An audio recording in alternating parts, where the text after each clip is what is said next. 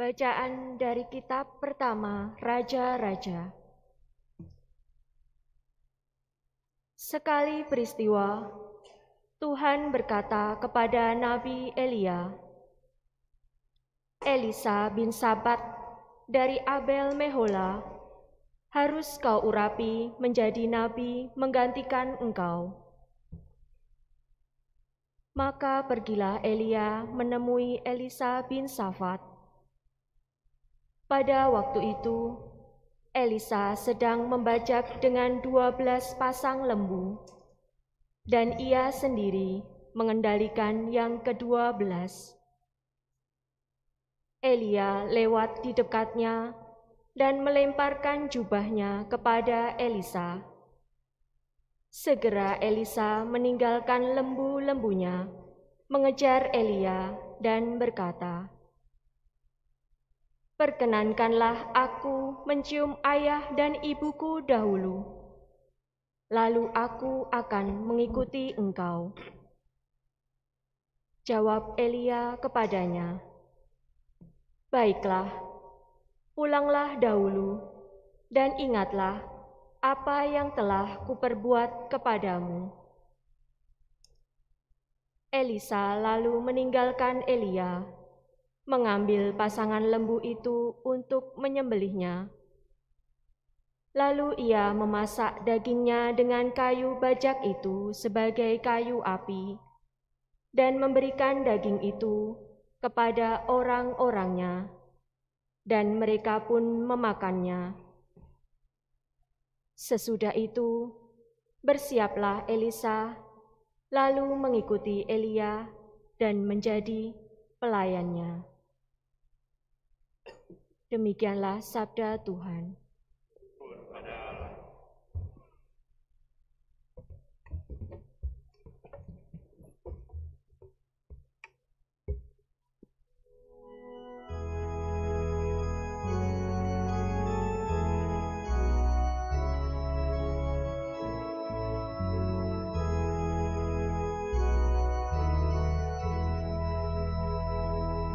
Bahagia ku terikat pada Yahweh, harapanku pada Allah Tuhanku.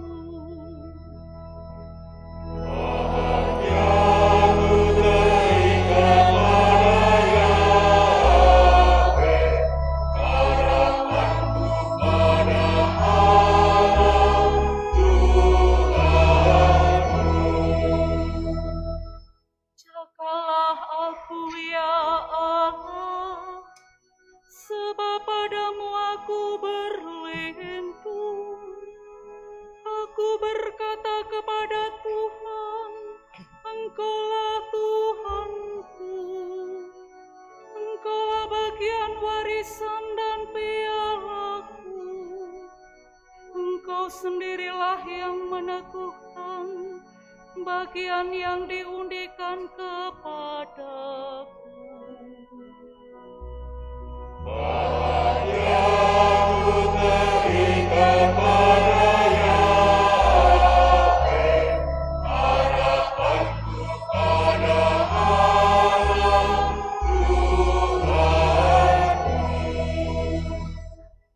Aku memuji Tuhan yang telah memberi nasihat kepadaku. Pada waktu malam aku dihajar oleh hati nuraniku. Aku senantiasa memandang kepada Tuhan, karena Ia berdiri di sebelah kananku. Aku tidak goyah.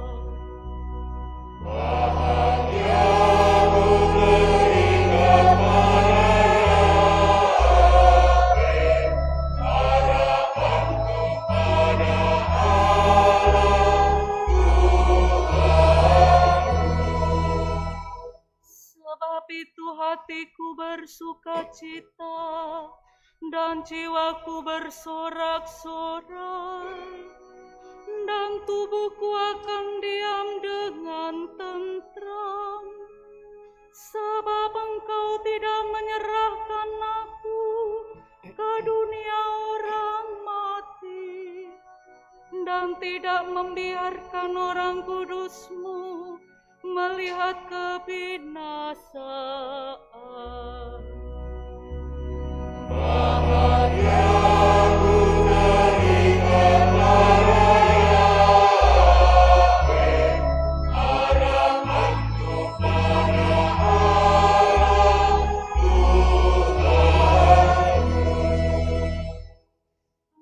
memberitahukan kepadaku, ya Allah, jalan kehidupan. Di hadapan-Mu ada sukacita berlimpah, di tangan kanan-Mu ada nikmat yang abadi. Bahagia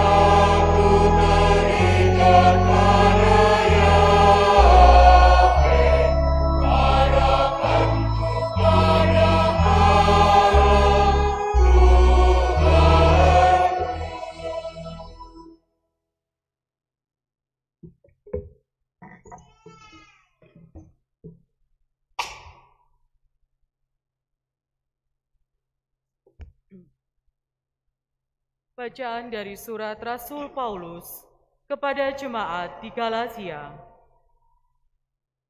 Saudara-saudara, Kristus telah memerdekakan kita, supaya kita benar-benar merdeka. Karena itu, berdirilah teguh dan jangan mau tunduk lagi di bawah kuk perhambaan. Memang kamu telah dipanggil untuk merdeka. Tetapi janganlah kamu mempergunakan kemerdekaan itu sebagai kesempatan untuk hidup dalam dosa. Melainkan, layanilah seorang akan yang lain karena kasih. Sebab seluruh hukum Taurat tercakup dalam satu firman ini: kasihilah sesamamu manusia seperti dirimu sendiri. Akan tetapi, kalau kamu saling menggigit dan saling menelan, awaslah, jangan-jangan kamu saling membinasakan. Maksudku ialah, hiduplah oleh Roh, maka kamu tidak akan menuruti keinginan daging. Sebab keinginan daging berlawanan dengan keinginan Roh, dan keinginan Roh berlawanan dengan keinginan daging, karena keduanya bertentangan, sehingga setiap kali kamu tidak melakukan apa yang kamu kehendaki. Sebaliknya, kalau kamu membiarkan diri dibimbing oleh Roh, maka kamu tidak hidup di bawah hukum Taurat. Demikianlah sabda Tuhan. Syukur kepada Allah.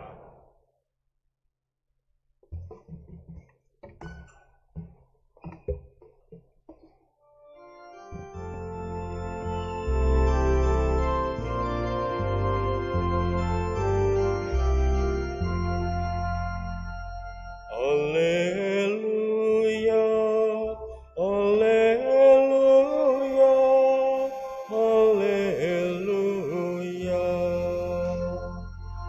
Alleluia, alleluia,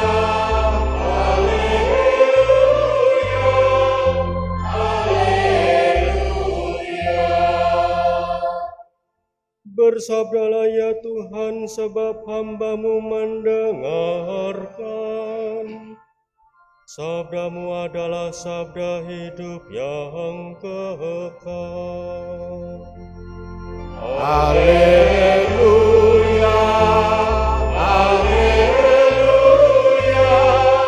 haleluya. Tuhan bersamamu dan bersama Roh. Inilah Injil Yesus Kristus menurut Lukas. Dimuliakanlah Tuhan. Ketika hampir tiba waktunya diangkat ke surga, Yesus mengarahkan pandangannya untuk pergi ke Yerusalem. Ia mengirim beberapa utusan mendahului dia. Mereka itu pergi lalu masuk ke suatu desa orang Samaria untuk mempersiapkan segala sesuatu baginya. Tetapi orang-orang Samaria itu tidak mau menerima dia karena perjalanannya menuju Yerusalem. Ketika dua muridnya, yaitu Yakobus dan Yohanes, melihat hal itu, mereka berkata, "Tuhan, apakah Engkau mau supaya kami menyuruh api turun dari langit untuk membinasakan mereka?" Tetapi Yesus berpaling dan menegur mereka, lalu mereka pergi ke desa yang lain. Ketika Yesus dan murid-muridnya melanjutkan perjalanan, datanglah seseorang di tengah jalan dan berkata kepada Yesus, "Aku akan mengikuti Engkau kemanapun Engkau pergi." Yesus berkata kepadanya, "Rubah mempunyai liang dan burung mempunyai sarang, tetapi Putra Manusia tidak mempunyai tempat untuk meletakkan kepalanya." Lalu kepada seorang lain Yesus berkata, "Ikutlah aku." Tetapi orang itu berkata, "Tuhan, izinkanlah aku pergi dahulu mengubur bapakku." Tetapi Yesus menjawab, "Biarlah orang mati menguburkan orang mati, tetapi engkau pergilah dan beritakanlah kerajaan Allah di mana-mana." Lalu seorang lain lagi berkata, "Tuhan, izinkanlah aku mengikuti Engkau, tetapi izinkanlah aku pamitan dahulu dengan keluargaku." Tetapi Yesus berkata kepadanya, "Setiap orang yang siap untuk membajak, tetapi menoleh ke belakang, tidak layak untuk kerajaan Allah." Demikianlah Injil Tuhan. Terpujilah Kristus.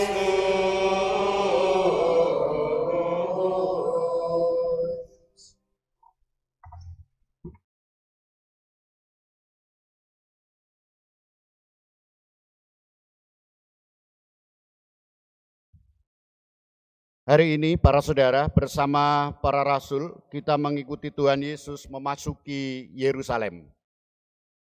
Memasuki Yerusalem berarti memenuhi kehendak Bapaknya. Dan ini berarti menerima salib dan kematian. Tuhan Yesus tahu persis itu. Maka dia mengarahkan pandangannya ke Yerusalem. Artinya menetapkan sepenuh hati melaksanakan kehendak Bapa meski mengalami penderitaan dan kematian. Ada beberapa pengalaman menarik para saudara dalam perjalanan Tuhan Yesus menuju Yerusalem ini untuk memenuhi kehendak Bapaknya. Yang pertama, perjalanan Tuhan Yesus menuju Yerusalem harus melewati daerah orang Samaria yang bermusuhan dengan orang Yahudi. Orang Samaria selalu bermusuhan dengan orang Yahudi. Dan Tuhan Yesus harus melalui desa mereka. Karena permusuhan inilah, maka kedatangan Tuhan Yesus ditolak oleh orang Samaria. Ditolak, tidak boleh lewat sini. Penolakan orang Samaria ini membakar emosi Yakobus dan Yohanes. Yang memang mereka berdua ini temperamental. Tuhan, bolehkah kami menyuruh api turun dari langit untuk membinasakan mereka?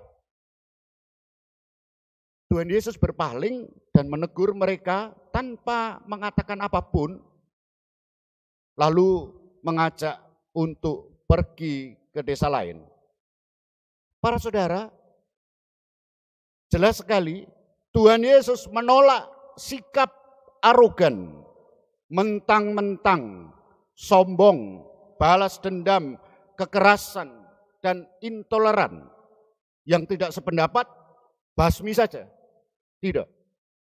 Tuhan Yesus sama sekali tidak menghendaki para muridnya untuk memiliki sikap yang arogan, mentang-mentang, kekerasan, apalagi intoleran. Itu yang pertama. Yang kedua, para saudara, perjalanan Tuhan Yesus menuju Yerusalem memenuhi kehendak Bapaknya. Dengan demikian, yang utama adalah kehendak Bapa, diterima oleh Bapaknya, bukan diterima oleh manusia. Bukan diluhurkan manusia, tetapi diluhurkan Allah di surga. Jika ingin diterima Bapa, tidak perlu sibuk memikirkan diterima atau ditolak manusia. Tidak perlu. Jika menerima, baik. Menolak, ya tidak apa-apa. Biar saja menolak. Untuk apa mengurusi orang-orang yang jelas menolak? Untuk apa? Maka kemudian Tuhan Yesus mengajak untuk pergi ke desa lain. Percuma mengurusi orang-orang yang menolak. Selanjutnya para saudara, Tuhan Yesus berjumpa dengan 3 model orang. Di tengah jalan Tuhan Yesus berjumpa dengan 3 model orang dalam mengikuti Tuhan Yesus. 2 inisiatifnya sendiri, 1 ajakannya Tuhan Yesus. Atas inisiatifnya sendiri orang itu berkata demikian, aku akan mengikuti engkau kemanapun engkau pergi. Atas pernyataan ini Tuhan Yesus menjawab, serigala mempunyai liang dan burung mempunyai sarang, tetapi anak manusia tidak mempunyai tempat untuk meletakkan kepalanya. Sarang, liang adalah tempat istirahat, tetapi anak manusia tidak punya tempat istirahat, tidak memiliki tempat istirahat. Tuhan Yesus ingin menegaskan, kalau kamu mengikuti aku terus dalam perjalanan dan terus bekerja tanpa istirahat, tidak ada tempat untuk istirahat. Seluruh hidup mengikuti Tuhan Yesus, pasti para saudara ini melampaui kekuatan manusia.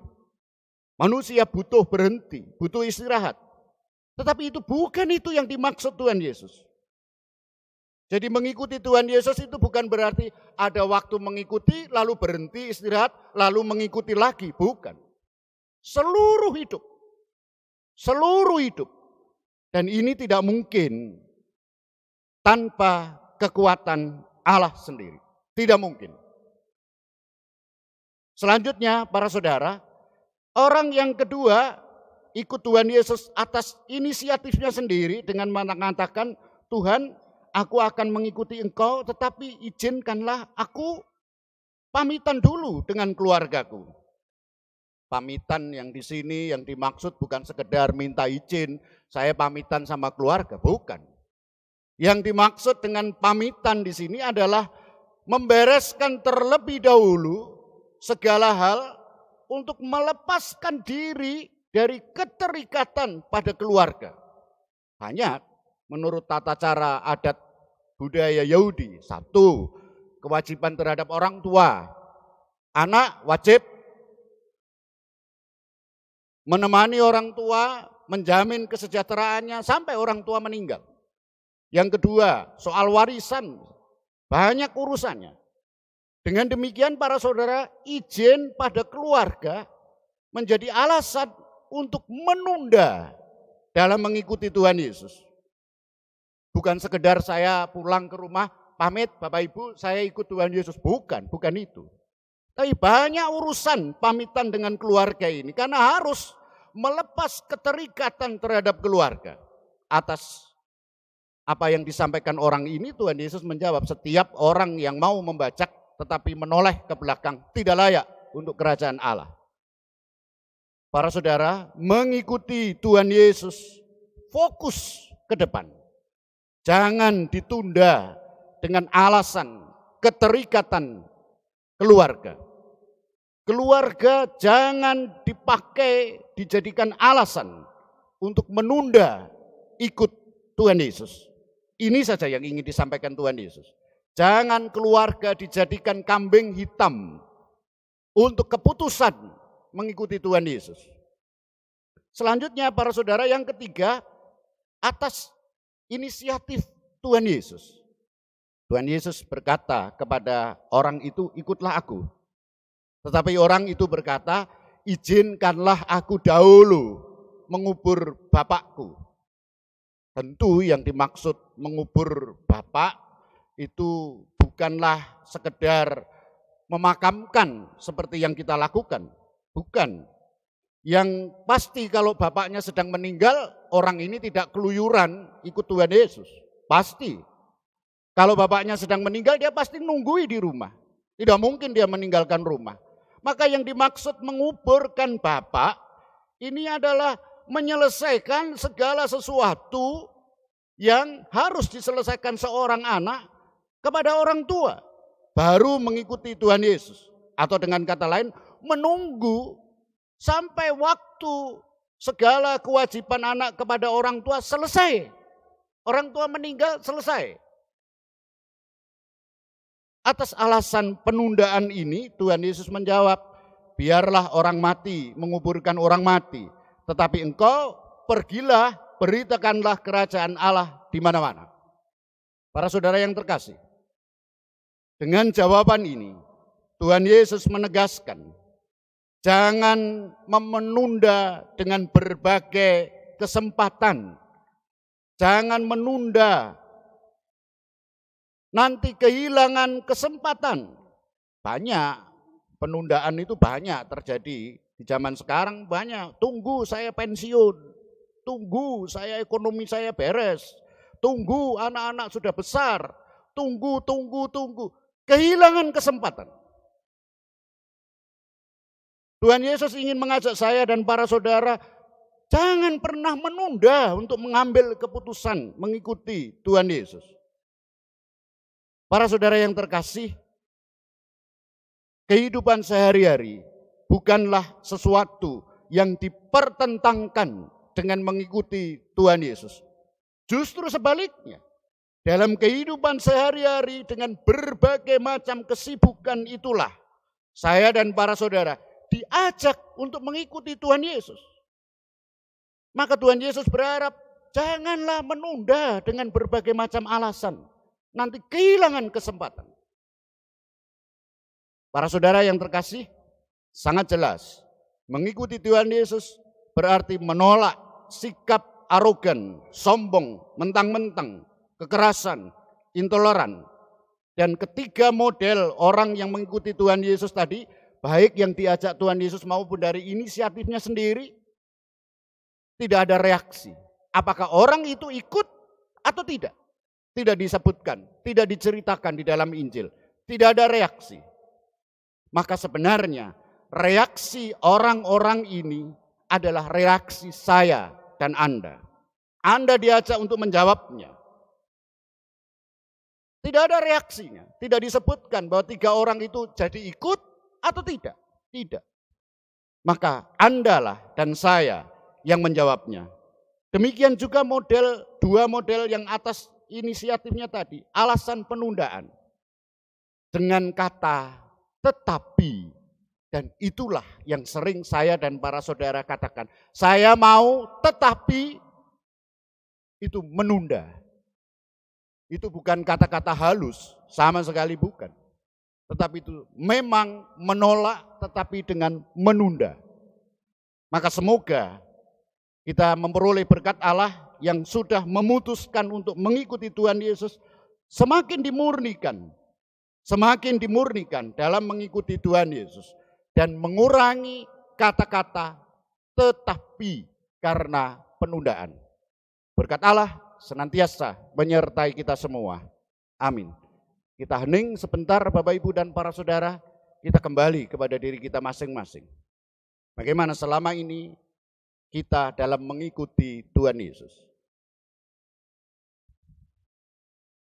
Apakah ada kesempatan-kesempatan untuk mengikuti lebih dekat lagi, tetapi kita menolak, menundanya dengan kata tetapi? Sampai kapan?